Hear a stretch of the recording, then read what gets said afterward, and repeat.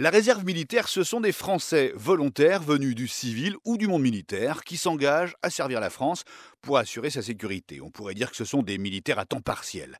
La réserve peut être appelée à la rescousse en temps de paix ou en temps de guerre. Les gens qui sont dans la réserve, ce sont les réservistes.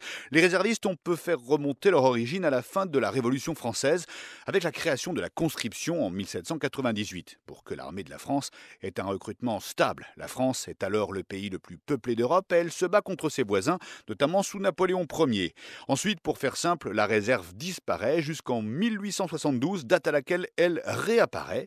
Le système était le suivant, chaque Français faisait son service national, une formation militaire plus ou moins longue selon les époques, et ensuite, il était réserviste pendant 20, 25 ou même 28 ans à la veille de la Première Guerre mondiale.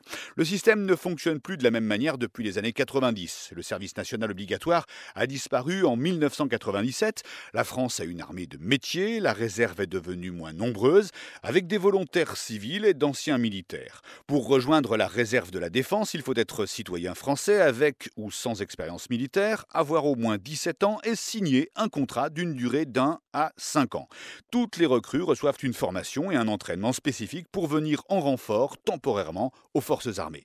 Actuellement, il y a 28 000 réservistes militaires, mais voilà, avec l'opération Sentinelle déclenchée après les attentats de janvier 2015, l'armée est très sollicitée pour protéger le territoire. Donc il faut plus de réservistes afin de soutenir les militaires de métier.